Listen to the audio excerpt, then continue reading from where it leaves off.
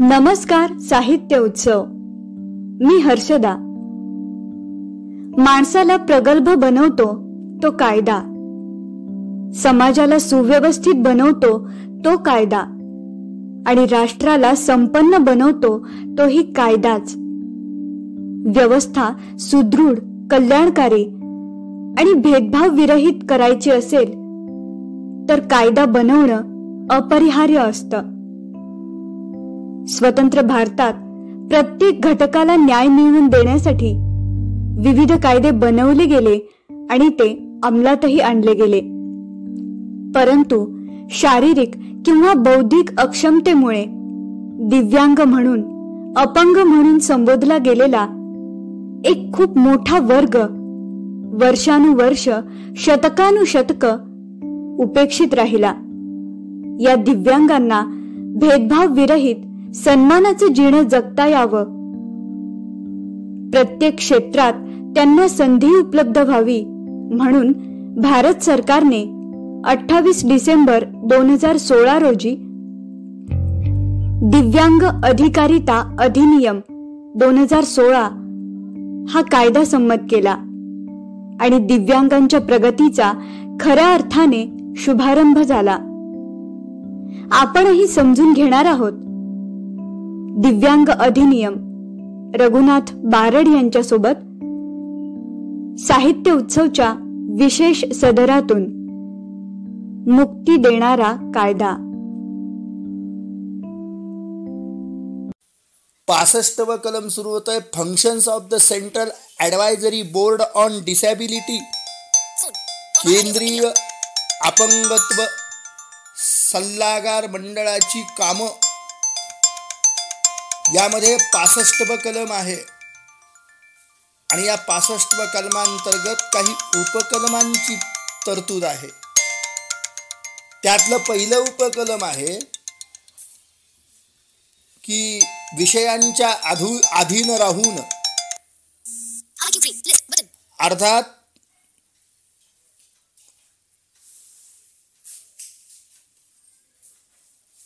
कायद्याच्या मध्ये दिलेल्या तरतुदीप्रमाणे किंवा कायद्यामध्ये दिलेल्या व्यवस्थेप्रमाणे केंद्रीय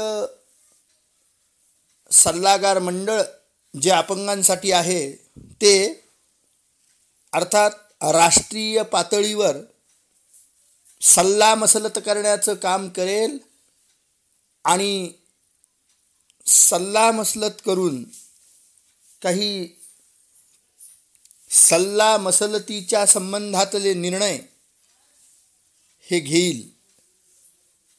सल्लागार मंडळ हे अपंगांच्या संबंधात, अपंगांच्या संबंधित बाबींमध्ये त्यांना दिल्या जाणाऱ्या सवलती किंवा त्याचं सवलतींचं सातत्य राखणं,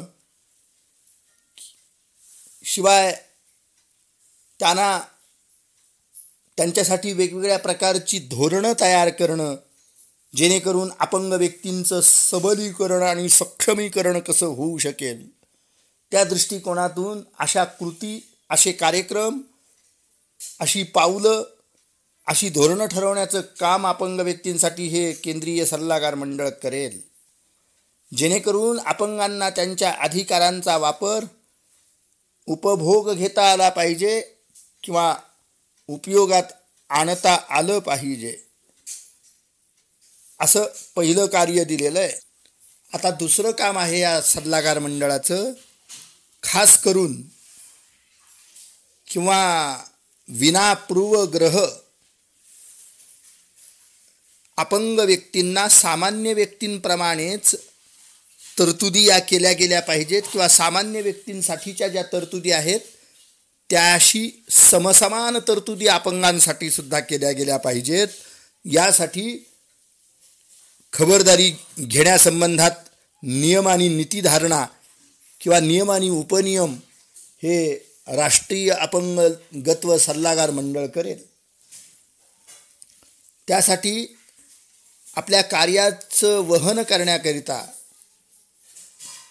साधारणपणे खालील कामं किंवा खालील कामांचा अंतर्भाव या सल्लागार मंडळाच्या तत्वावधानामध्ये असेल, जो विहित स्वरूपाचा आहे या कायद्याने केलेला, त्यातलं आहे. आपण दुसरं कार्य पाहतोय 65 तर त्या मध्ये असं दिलं आहे की केंद्र सरकारला सल्ला देणे आणि राज्य सरकारांना देखील सल्ला देणे, अपंगांसाठी आखलेल्या धोरणांसंबंधामध्ये, कार्यक्रमांबद्दल, तसंच विधेयकाच्या संबंधामध्ये, वेगवेगळ्या प्रकल्पांच्या संबंधामध्ये आणि जबाबदाऱ्यांच्या संबंधामध्ये अपंगांबाबतीत जी उपाययोजना नीती निर्धारित करण्यात आलेली आहे त्याप्रमाणे कार्यवाही करायला राज्य आणि केंद्र सरकारांना सांगणे, हे काम या सल्लागार मंडळाकडून केलं जाईल. मध्ये दिलेलं आहे की असं एक राष्ट्रीय धोरण विकसित करणे, तयार करणे आणि लागू करणे की ज्यामध्ये ते जारी करताना अपंगांच्या हिताशी संबंधित त्यामध्ये उपाययोजना असतील, पाऊलं किंवा कार्यक्रम आखलेला असेल. त्याच्यानंतर मध्ये दिलेलं आहे 65 पाहतोय आपण, हे अपंगांचं राष्ट्रीय सल्लागार मंडळ केंद्र आणि राज्य सरकारांशी समन्वय ठेवेल, त्यांची धोरणं, नियम, उपनियम याचा आढावा घेईल आणि सगळ्यांशी संपर्क ठेवून त्या संबंधात ज्या क्रियाप्रक्रिया आहे त्याबद्दल सर्व केंद्र आणि राज्य सरकारांच्या विभागाशी संपर्क ठेवेल, समन्वय ठेवेल आणि इतर सरकारच्या किंवा इतर ज्या सरकारी संस्था आहेत किंवा बिगर सरकारी संस्था आहेत त्यांच्या ज्या अपंगांसाठी उपक्रम चालतात, प्रकल्प किंवा काही क्रियाकलाप चालतात, त्याबद्दल सुद्धा त्याच्याशी समन्वय ठेवण्याचं काम हे सल्लागार मंडळ करेल आणि ते अपंगांच्या संबंधात जे काही आहे ते राष्ट्रीय स्तरावर सगळ्या राज्य आणि केंद्राला कसं लागू करता येईल त्या संबंधात चांगल्या सूचनांचा स्वीकार करून त्याची कार्यवाही करण्याचं काम या मंडळाकडून केलं जाईल. मध्ये दिलेलं आहे 65 त्याच्यामध्ये कारणपरत्वे, अपंगत्वाची कारणं, त्याचं उच्चाटन करण्यासाठी प्रयत्न करणे, त्याबद्दल उपाययोजना सुचवणे आणि अधिकाऱ्यांना आंतरराष्ट्रीय संघटनांशी समन्वित करून त्यांचं मत जाणून घेऊन त्याप्रमाणे अशा काही वेगवेगळ्या योजना भारत सरकारच्या आणि राज्य सरकारांच्या कार्यालयांमध्ये अशी प्रकल्प राबवणे किंवा ज्यातून अपंग व्यक्तींच्या अपंगत्वाचं निर्मूलन करता येईल या संबंधामध्ये राष्ट्रीय योजना तयार करण्याचं काम हे राष्ट्रीय अपंग सल्लागार मंडळ करेल. 65 पाहतोय आपण, हे सल्लागार मंडळ शिफारस करेल आणि अशी पावलं उचलायला सांगेल सरकारला, राज्य सरकार आणि केंद्र सरकारांना की अपंगांना इतरांप्रमाणे आणि इतरांइतकाच आपल्या हक्कांचा उपभोग आणि उपयोग घेता यावा म्हणून सर्व क्षेत्रात आणि सर्व ठिकाणी, सर्व जागांवर सर्व वस्तू हाताळताना सुलभता कशी आणता येईल यासाठी प्रयत्न केला जाईल. सुगम्यता आणण्याचा प्रयत्न सर्व ठिकाणी केला जाईल आणि त्यासाठी त्याचा आढावा वेळोवेळी या सल्लागार मंडळामार्फत घेतला जाईल. याशिवाय वाजवी सोयी सुविधा देण्याचं काम, त्या संबंधातली नियम उपनियम आणि त्याची कार्यवाही करण्याचं काम पूर्ण राज्य आणि केंद्र सरकारांशी समन्वय ठेवून हे सल्लागार मंडळ करेल. विना भेदभाव, विना पूर्वग्रह अपंग व्यक्तींसाठी इतर व्यक्तींप्रमाणेच या उपाययोजना केल्या जातील. याशिवाय माहितीच्या सेवा ज्या आहेत त्या सेवा अपंग व्यक्तींना पुरवणे, शिवाय वातावरणाची बांधणी करणे ज्यान्वये अपंगांचा विधायक विकास होऊ शकेल आणि अपंग व्यक्ती कोणाच्याही मदतीशिवाय सहज सामाजिक जीवनामध्ये सहभाग नोंदवू शकतील अशी कार्यवाही करणे. त्याच्यानंतर दिलं आहे 62F मध्ये अशा काही मौलिक कार्यांचा किंवा अशा काही मौलिक कायद्यांचा अवलंब करणे, त्याचं संनियंत्रण करणे आणि अशी काही धोरणे आखणे, काही कार्यक्रमांची सुनिश्चिती करणे ज्यान्वये अपंग व्यक्तींचा समाज जीवनामध्ये, सार्वजनिक जीवनामध्ये पूर्ण आणि परिणामकारक सहभाग होऊ शकेल. 65(2)G मध्ये दिलेलं आहे की अशी सगळी कार्य करताना अर्थात वेळोवेळी केंद्र सरकार आढावा घेईल आणि राज्य आणि केंद्राच्या संपूर्ण कार्याची सुनिश्चिती करून त्या संबंधात वेळोवेळी सरकारला सल्ला देईल. याबरोबरच हे 65 कलम संपलं. आता राज्य सरकारांच्या संबंधामध्ये अशाच अर्थाने आपल्याला जायचं आहे आणि राज्य सरकारच्या राज्य सल्लागार मंडळाची माहिती पाहत असताना इतकं विस्ताराने मी बोलणार नाही, संक्षिप्त बोलण्याचा प्रयत्न करेल. त्याचं कारण असं आहे की जे केंद्रात आहे तेच राज्यात आहे, म्हणून आपण ते समजून घेण्याचा प्रयत्न कराल. 66 कलम सुरू होत आहे राज्य अपंगत्व सल्लागार मंडळाच्या संबंधामध्ये आणि त्या 66व्या कलमामध्ये दिलं आहे प्रत्येक राज्य सरकार अधिसूचना जारी करेल आणि अधिसूचनेद्वारे अशी एक समिती सर्व सभासदांची नियुक्त करेल. तिलाच अपंगांसाठीचे राज्य सल्लागार मंडळ असं म्हटलं जाईल. त्यांना कार्याची कार्यवाही करण्यासाठी विहित केल्याप्रमाणे आणि कायद्यात दिल्याप्रमाणे काम करावं लागेल जे या कायद्याखाली बंधनकारक असेल. त्याच्यामध्ये हे सगळं करत असताना दुसरी गोष्ट दिलेली आहे 66 पाहतोय आपण. त्याच्यामध्ये राज्य सल्लागार मंडळ अपंगांसाठी जे नियुक्त आहे त्यात कोण कोण असेल तर मी त्याची नावं जी आहे त्या अधिकाऱ्यांची आता तुम्हाला मी केंद्रात सांगितलेलं आहे त्याप्रमाणे इथं मात्र मी ती नावं संक्षिप्त घेतो. ए मध्ये दिलेलं आहे राज्याचे सामाजिक अधिकारिता आणि न्यायमंत्री जे आहेत ते त्याचे अध्यक्ष असतील, जे अपंगांच्या संबंधीमध्ये काम पाहतात आणि जे कॅबिनेट दर्जाचे आहेत तर ते काम पाहतील. बी मध्ये दिलेलं आहे अर्थातच राज्याचे सामाजिक न्याय राज्यमंत्री जे कोणी असतील ते या मंडळावर काम करतील, राज्य सल्लागार मंडळावर अपंगांसाठीच्या. आणि हे राज्यमंत्री जे आहेत ते उपाध्यक्ष असतील या मंडळाचे, तर कॅबिनेट मंत्री जे आहेत सामाजिक न्याय विभागाचे ते अध्यक्ष असतील. अशी तरतूद देखील यात केलेली आहे.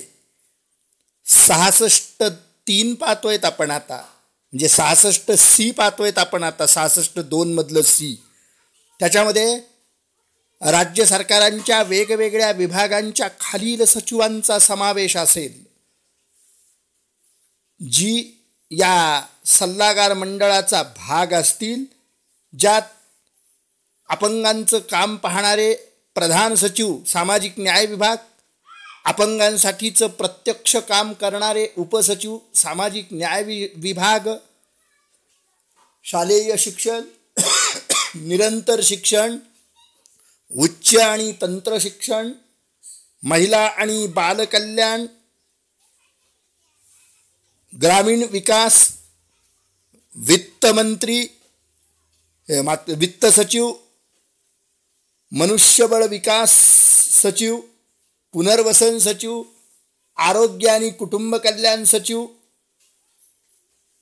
ग्रामविकास सचिव, पंचायती राज सचिव, औद्योगिक धोरणे आणि मजूर तसेच रोजगारच्या संबंधातले काम पाहणारे सचिव, शहरी विकास सचिव, ग्रामविकास सचिव, गृहनिर्माणचे सचिव, शहर विकासचे सचिव, गरिबी निर्मूलनाचे सचिव, विज्ञान आणि तंत्रज्ञान विभागाचे सचिव, माहिती आणि तंत्रज्ञान विभागाचे सचिव, सार्वजनिक व्यवहार सचिव, क्रीडा सचिव, रस्ता आणि दळणवळण सचिव आणि इतर कोणत्याही विभागाचे कोणतेही सचिव ज्यांची आवश्यकता राज्य सरकारच्या विभागाशी संबंधित असेल आणि ज्याला हे सल्लागार मंडळ मंजुरी देईल आवश्यकतेप्रमाणे, असे कोणीही सचिव या अपंगांसाठीच्या राज्य सल्लागार मंडळावर असतील. 66(2) मध्ये दिलेले 3 आमदार असतील आणि या 3 आमदारांमध्ये 2 आमदार हे अर्थातच विधानसभेचे असतील ज्यांना लोकांनी प्रत्यक्ष निवडून दिलं, आणि 1 आमदार हा विधान परिषदेवरील सभासद असेल. असे 3 आमदार या समितीवर किंवा या सल्लागार मंडळावर काम करतील. हे 66(2) मध्ये दिल्याप्रमाणे हे सर्व नियुक्त सभासद राज्य सल्लागार मंडळाचे जे राज्य सरकारच्या वतीने या सल्लागार मंडळावर काम करतील. आता याच्यामध्ये दिलेलं 1 मध्ये 5 व्यक्ती या सल्लागार मंडळावर अशा घेतल्या जातील की ज्यांना अपंगांच्या क्षेत्रातला अनुभव आहे आणि ते त्याच्यामध्ये विशेषज्ञ आहेत. तर त्यांना या अपंगांसाठीच्या राज्य सल्लागार मंडळावर घेतलं जाईल की ज्यांना पुनर्वसन, अपंगांच्या पुनर्वसनामध्ये ज्यांनी काम केलेलं आहे. दुसरी महत्त्वाची गोष्ट, 5 व्यक्ती अशा नियुक्त केल्या जातील ज्या राज्य सरकारमध्ये असतील आणि त्या आळीपाळीने नियुक्त केल्या जातील, ज्या अर्थातच त्या जिल्ह्याचं आणि त्या विभागांचं प्रतिनिधित्व करू शकतील. याशिवाय यावर या कलमाखाली अशा पद्धतीची एक सूट असेल किंवा याशिवाय अशी शिफारस केली जाईल की जिल्हा प्रशासकांच्या पैकी नेमकं काही अधिकाऱ्यांना या सल्लागार मंडळावर स्थान दिलं जाईल. 3 मध्ये दिलेलं आहे, हे रोमन आकडे सगळे. 10 अशा व्यक्ती असतील की ज्या प्रत्यक्ष अपंगांसाठी काम करतात, अपंगांच्या संबंधात काम करतात किंवा अपंगांच्या संस्थांमध्ये किंवा बिगर सरकारी संस्थांमध्ये त्यांचं काम त्याच्या वतीने चालतं. मग ते ॲसोसिएशनमध्ये असतील, फेडरेशनमध्ये असतील, ते अशा सर्व अपंग 10 व्यक्तींना या सल्लागार मंडळामध्ये घेतलं जाईल. या 10 व्यक्तींपैकी एक बंधन घालण्यात आलेलं आहे या कलमाखाली. किमान 5 महिला असाव्यात आणि कमीत कमी एक अनुसूचित जाती आणि अनुसूचित जमातीतले एक सभासद असावेत, असं बंधन घातलेलं आहे. 4 मध्ये दिलेलं आहे 3 पेक्षा जास्त असणार नाही, पण 3 असे प्रतिनिधी या सल्लागार मंडळावर असतील जे राज्य वाणिज्य आणि उद्योग विभागाचं प्रतिनिधित्व करतील.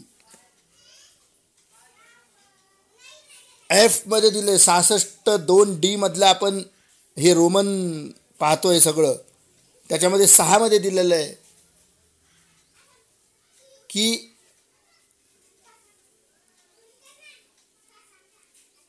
या राज्य सल्लागार मंडळावर उपसचिवापेक्षा खालचे असणार नाही, पण त्याच रँकमधले, त्याच समकक्षीय अधिकारी वेगवेगळ्या विभागांशी संबंधित जे अपंगांचं काम पाहतात त्यांना देखील या राज्य सल्लागार मंडळावर स्थान दिलं जाईल. राज्य सरकारच्या वतीने ते देखील सभासद असतील. त्यानंतर या राज्य सल्लागार मंडळात सचिव असतील, जे अपंगांच्या संबंधात काम पाहतात, उपसचिव म्हणू आपण त्यांना. अशा प्रकारचं हे कलम संपलं. नवीन कलम सुरू होतं आहे, terms and condition of the services of member. राज्य सल्लागार मंडळावर काम करणाऱ्या सभासदांच्या सेवेच्या अटी आणि शर्ती असं त्याचं शीर्षक आहे. आणि ते 67व कलम आहे. त्याच्यामध्ये पण उपकलम दिलेले आहेत. पहिलं उपकलम दिलेलं आहे. त्यानुसार या कायद्यामध्ये किंवा या कायद्याखाली दिल्याप्रमाणे राज्य अपंगत्व सल्लागार मंडळामध्ये नियुक्त केलेले जे सभासद आहेत, ज्यांची नियुक्ती ही 66(2) नुसार झालेली आहे, अशा सर्व 66(2) सभासदांना या सल्लागार मंडळावर 3 वर्षासाठी काम करता येईल, किंवा अशा सभासदांचा कार्यकाल हा 3 वर्ष असेल त्यांच्या नियुक्तीपासून.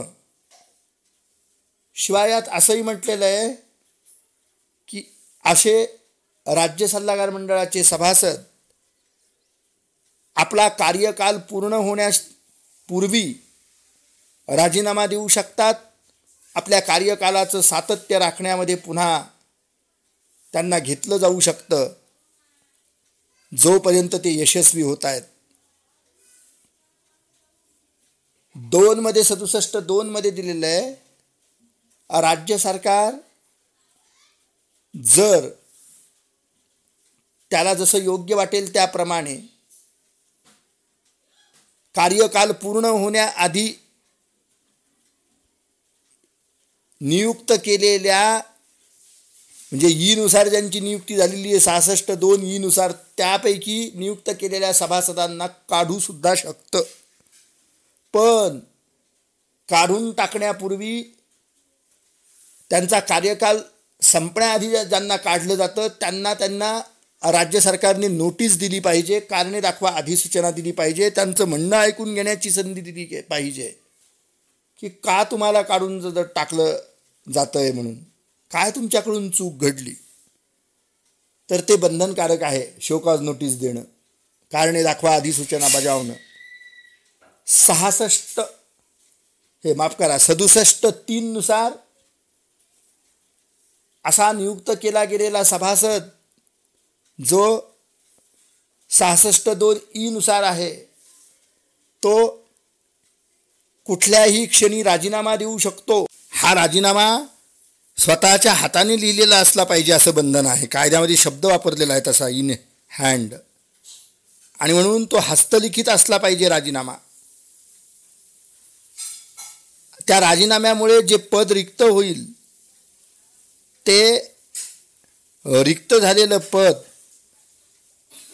अर्थातच राजीनामा हा सभासदाने राज्य सरकारला उद्देशून द्यावा, आणि त्यानंतर रिक्त होणारं जे पद आहे ते रिक्त समजलं जाईल. 67(4) दिलेलं आहे, ज्या किरकोळ जागा अशा पद्धतीने रिक्त होतील, त्या राजीनाम्याच्या कारणास्तव असो किंवा काढून टाकल्यामुळे असो किंवा अन्य काही कारण असो, तर राज्य सल्लागार मंडळ अशा सर्व ज्या जागा आहेत त्या नवीन सभासदांची नेमणूक करून भरून काढेल, आणि त्यांना, ज्यांना नियुक्त्या दिल्या त्यांना उर्वरित कालावधीसाठी सभासद म्हणून आपली सेवा देता येईल.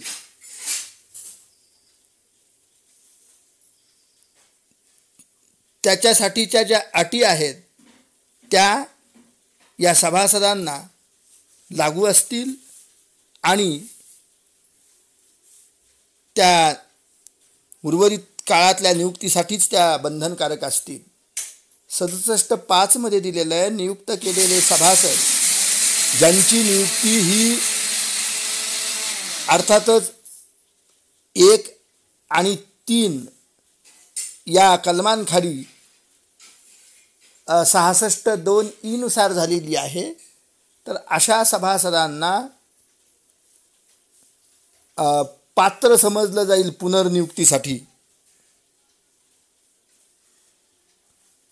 67(6) मध्ये दिलेलं आहे, नियुक्त केलेले जे सभासद आहेत ज्यांना 66(2) नुसार 1-2 कलमाखाली निवडलेलं आहे, तर अशा सर्वांना वेतन आणि भत्ते दिले जातील जोपर्यंत त्यांचा कार्यकाल आहे तोपर्यंत. याबरोबरच हे कलम 67 संपलं. आता 68 कलम सुरू होत आहे, अपात्रता, डिस्क्वालिफिकेशन. 68 त्याच्यात पण उपकलम आहेत. पहिलं, असा कुणीही व्यक्ती जो या राज्य अपंग सल्लागार मंडळाचा सभासद आहे तो अर्थात 68(1) मध्ये दिल्याप्रमाणे कोणत्याही वेळी तो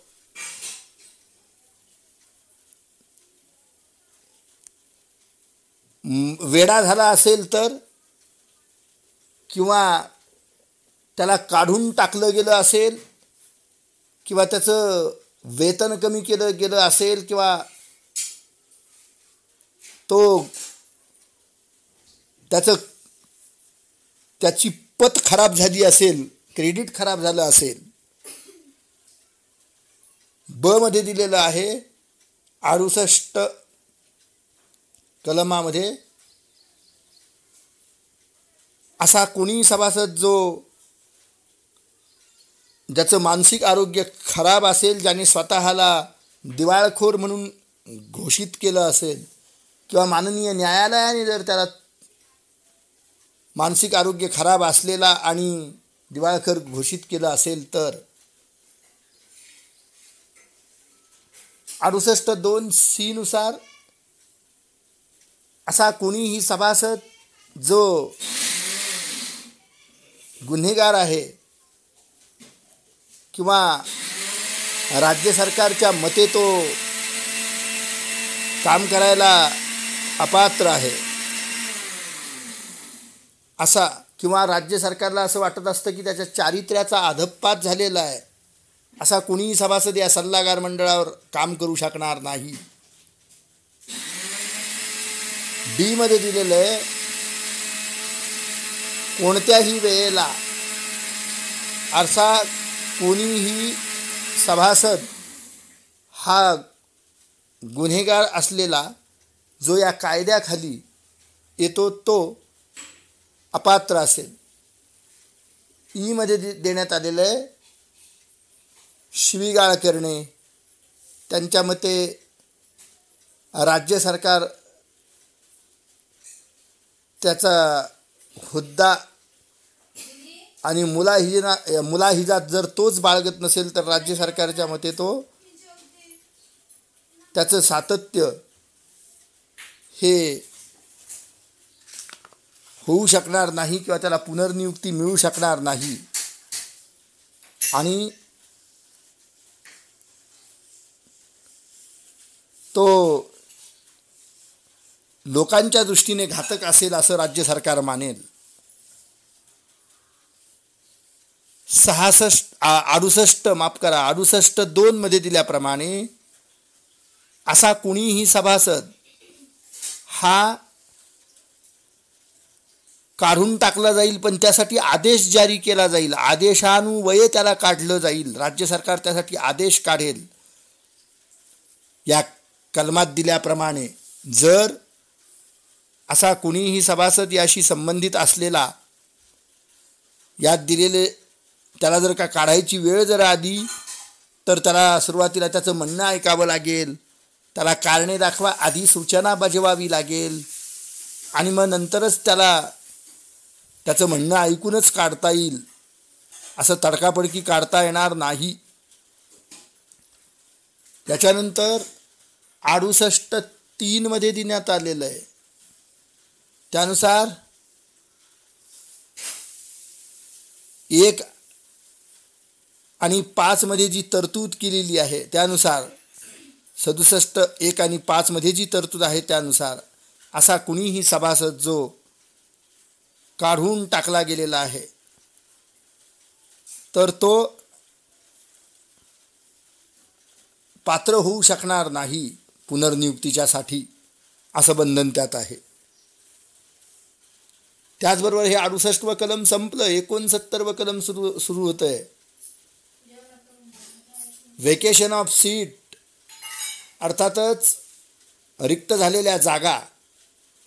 69व्या कलमानुसार जर कुणीही सभासद हा राज्य अपंग सल्लागार मंडळावरचा कोणत्याही कारणासाठी किंवा अटींच्या अधीन राहून तो अपात्र ठरत असेल तर नमूद केलेल्या कारणांसाठी नमूद केलेल्या 68व्या कलमानुसार त्याची जी जागा आहे ती रिक्त समजली जाईल. त्यानंतर हे 69वं कलम संपलं. राज्य अपंगत्व सल्लागार मंडळांच्या बैठका असं 70वं कलम आलेलं आहे. अपंगांसाठीचे राज्य सल्लागार मंडळ 6 महिन्यामध्ये कमीत कमी एकदा सर्व सभासद एकत्र येतील, भेटतील आणि एक बैठक घेतील आणि त्या बैठकीमध्ये आपली आपली निरीक्षणं नोंदवतील. नियम आणि उपनियमांच्या अधीन राहून प्रक्रिया केली जाईल. सर्व बैठकीत पार पडलेल्या व्यवहारांची नोंद घेतली जाईल. अभिलेखे तयार केले जातील आणि अहवालामध्ये हे सगळं नोंदलं जाईल. अशी तरतूद यामध्ये आहे आणि तेही सगळं विहित पद्धतीने राज्य सरकारने ठरवलेल्या पद्धतीनुसारच नोंदलं जाईल. याबरोबरच 70वं कलम संपलं. राज्य अपंगत्व सल्लागार मंडळाची कार्य नावाचं 71वं कलम सुरू होतं आहे. त्याचे पण उपकलम आहे. त्यातलं पहिलं आहे, अटींच्या अधीन राहून तरतुदी किंवा व्यवस्था केल्याप्रमाणे आणि या कायद्याने दिलेल्या व्यवस्थेनुसार राज्य अपंगत्व सल्लागार मंडळ राज्य पातळीवर एक सल्लागारात्मक भूमिका पार पाडण्याचं काम किंवा सल्ला देण्याचं काम करेल. अशी जी समिती आहे, सर्व एकत्र येऊन सभासदांनी बनलेली समिती सल्ला देण्यासाठी, ते अपंगांशी संबंधित असलेल्या कोणत्याही बाबीवर सल्ला देण्याचं काम राज्य सरकारला करेल. अपंगांसाठी दिल्या जाणाऱ्या सोयी सवलती, त्यांचं सातत्य राखणं, त्याची मौलिकता जाणणं, त्या संबंधामध्ये निश्चित असं एक धोरण तयार करणं आणि त्याचा उद्देश हाच असणं की राज्यातील अपंगांचं सबलीकरण आणि सक्षमीकरण कसं होऊ शकेल आणि त्यांना त्यांचे हक्क पूर्णतः आणि परिणामकारकरित्या कसे उपभोगता येतील आणि उपयोगात आणता येतील. दुसरं काम आहे खास करून आणि विनापूर्वग्रह इतर सामान्य लोकांच्या बरोबरीने अपंग लोकांना सगळे अधिकार मिळाले पाहिजेत. त्यांच्यासाठी तशा पद्धतीच्या कृती, तशा प्रकारच्या व्यवस्था निर्माण केल्या गेल्या पाहिजेत. या कायद्यात दिलेल्या व्यवस्थेप्रमाणे राज्य अपंगत्व सल्लागार मंडळ जे आहे तर ते अपंगांसाठीचं सल्लागार मंडळ त्यासाठी खालील कार्य करेल. अपंगांना मुख्य प्रवाहाशी जोडण्यासाठी आणि खालील कामांकडे लक्ष देऊन अपंगांची प्रगती साधण्याचा प्रयत्न करेल. त्यातलं पहिलं काम दिलेलं आहे 71(2) मध्ये अ मध्ये दिल्याप्रमाणे सल्ला देणे राज्य सरकारला. हे सगळ्यात महत्त्वाचं काम आहे. अपंगांच्या संबंधामध्ये जी धोरणं आखली जातात, उपाय केले जातात, पाऊलं उचलले जातात, कार्यक्रम निश्चित केले जातात, कृती आखल्या जातात, त्याबद्दल सल्ला देणे, कार्यक्रमांची सुनिश्चिती केली जाते, तर त्याबद्दल सल्ला देण्याचं काम राज्य सरकारला हे सल्लागार मंडळ करेल. शिवाय विधेयकाच्या संबंधामध्ये सल्ला देणं, वेगवेगळ्या प्रकारच्या प्रकल्पांच्या राबवण्यामध्ये सल्ला देणं, तसंच या संबंधामध्ये अपंगांच्या बाबतीमध्ये ज्या ज्या बाबी सामान्य व्यक्तींसारख्या आणि सामान्य व्यक्तीं इतक्याच करणं गरजेचे आहेत, त्या पद्धतीने करण्यासाठी राज्य सरकार आणि त्याच्या विभागांना सल्ला देण्याचं काम हे सल्लागार मंडळ करेल. बी मध्ये दिलेलं आहे की राज्य धोरण तयार करण्याचं काम हे सल्लागार मंडळ करेल. राज्य सरकारच्या वतीने राज्य धोरण तयार करून जारी करणे आणि अपंगत्वाशी संबंधित उपाययोजना पावलांचा कृतीचा समावेश त्यात करणे. सी मध्ये आढावा घेणे, समन्वय ठेवणे वेगवेगळ्या विभागांशी आणि वेगवेगळ्या प्रकारच्या ज्या राज्यामध्ये ॲक्टिव्हिटीज किंवा ज्या कार्ययोजना राबवल्या जातात त्याबद्दल सर्व संस्थांच्या, सर्व बिगर सरकारी संस्थांच्या, सर्व राज्य सरकारच्या विभागांच्या कार्याशी संपर्क ठेवणे, संबंध ठेवणे, त्याबद्दल उपाययोजना सुचवणे, त्या सुलभ्य कशा होतील, सुगम्य कशा होतील यासाठी प्रयत्न करणे. तसंच इतर बिगर सरकारी संस्थांच्या ज्या क्रियाकलाप असतात त्यांच्याकडे लक्ष देणे आणि त्यांच्यातलं जे चांगलं आहे ते उचलून त्याचा अंमलबजावणी कशी करता येईल त्यावर प्रयत्न करणे. जे जे अपंगांशी संबंधित आणि अपंगांच्या हितासाठी चांगलं चालू आहे, चांगलं लागू आहे किंवा चांगल्या कामं केले जातात ते सर्व विभागांना सुचवणे. डी मध्ये अर्थात अपंगत्वाचे जी कारणं आहेत त्याचं उच्चाटन करणे, त्या संबंधामध्ये धोरण तयार करणे, उपाययोजना त्या संबंधामध्ये आखणे आणि अधिकाऱ्यांना सूचना देणे. तसंच राज्य आणि राष्ट्र आणि आंतरराष्ट्रीय स्तरावर जे जे उपाय केले जातात अशा सर्व संघटनांशी संपर्क ठेवणे आणि त्याचा आढावा घेणे आणि ती मतं किंवा त्यातलं जे चांगलं आहे, विधायक आहे ते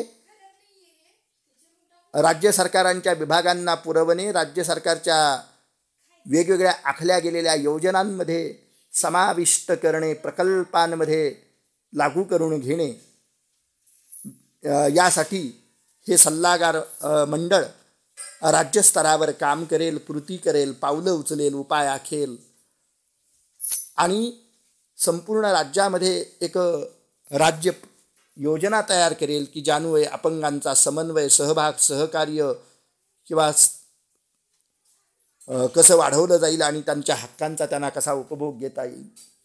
ईमध्ये दिल्याप्रमाणे हे सल्लागार मंडळ शिफारस करेल आणि पावलं उचलेल. कशासाठी? तर राज्यामध्ये सुगम्यता निर्माण करण्यासाठी सुगम्यता आराखडा तयार करेल आणि सर्व स्तरावर अपंगांना वाजवी सुविधांचा वापर करून देणे, अडथळाविरहित मुक्त वातावरण निर्माण करणे, शिवाय अपंगांच्यासाठी सुगम्यता निर्माण करणे, सुगम्यतेची पाऊलं उचलणे यासाठी पुढाकार घेईल. त्यासाठी नॉन डिसेबल लोकांप्रमाणे डिसेबल लोकांनासुद्धा त्या वस्तू किंवा त्या ठिकाणाचा वापर कसा करता येईल यासाठी पावलं उचलेल. विना भेदभाव प्रयत्न करेल की अडथळाविरहित वातावरण कसं उपलब्ध करून देता येईल आणि अपंगांना सर्व सेवाचा लाभ कसा घेता येईल याबद्दल वातावरणाची बांधणी करेल किंवा तशा पद्धतीच्या त्यांच्या सहभागितेसाठी, सामाजिक जीवनातल्या सहभागासाठी इतरांप्रमाणे सर्व प्रकारचे तत्त्व अवलंबता यावेत, मुख्य प्रवाहाशी अपंगांना जोडता यावं यासाठी प्रयत्न करेल. तसंच आणि त्या दृष्टीने कार्यवाही हे सल्लागार मंडळ करेल. एफमध्ये दिल्याप्रमाणे राज्यस्तरीय अपंगांसाठीचं सल्लागार मंडळ संनियंत्रण करेल आणि मौलिकता ओळखेल प्रत्येक कामातल्या. तसंच कायदा, धोरणे, कार्यक्रम, कृती, पाऊले या संबंधामध्ये आरेखन करेल, आखेल आणि ते लागू करत असताना त्याच्यामध्ये अपंगांचा पूर्ण आणि परिणामकारक सहभाग कसा वाढेल या दृष्टीने ते लागू करेल संपूर्ण राज्यामध्ये. त्यासाठी आपली कार्यवाही संपूर्ण राज्यामध्ये हे अपंगांसाठीचं सल्लागार मंडळ करेल. जी मध्ये दिल्याप्रमाणे आपण 71(2) पाहतोय 11व्या प्रकरणात. तर हे सल्लागार मंडळ इतर कार्य देखील अपंगांसाठी करेल जी अर्थात वेळोवेळी त्याला म्हणजे राज्य सरकारांना योग्य वाटतील त्यानुसार त्याची अंमलबजावणी केली जाईल. असे 2071 6 कामं करण्याची तरतूद या राज्यस्तरीय अपंगत्व सल्लागार मंडळासाठी आहे. याबरोबरच हे 71 कलम संपलं. 72 कलम सुरू होत आहे. जिल्हास्तरीय समिती, अपंगांसाठीची जिल्हास्तरीय समिती जी आहे त्याबद्दल यामध्ये उल्लेख आहे. 72व्या कलमामध्ये अर्थात राज्य सरकार जिल्हास्तरीय समिती स्थापन करेल प्रत्येक जिल्ह्यामध्ये, जी अपंगांसाठी काम करेल आणि त्याची कार्य जी आहेत ती त्या त्या जिल्ह्यामध्ये जशी सल्लागार मंडळाची राज्यस्तरावर आहेत, राष्ट्रस्तरावर आहे त्याच पद्धतीची असतील. तसंच काम त्या समितीला आपल्या जिल्ह्यापुरतं करावं लागेल. त्याची आखणी, त्याचं विहित नमुन्यामध्ये ते सगळं सुनिश्चित करून ते पुरवलं जाईल. याबरोबरच हे 72 कलम संपलं. आता 73 कलम आहे, व्हॅकेन्सीज नॉट टू इनव्हॅलिडेट प्रोसिडिंग.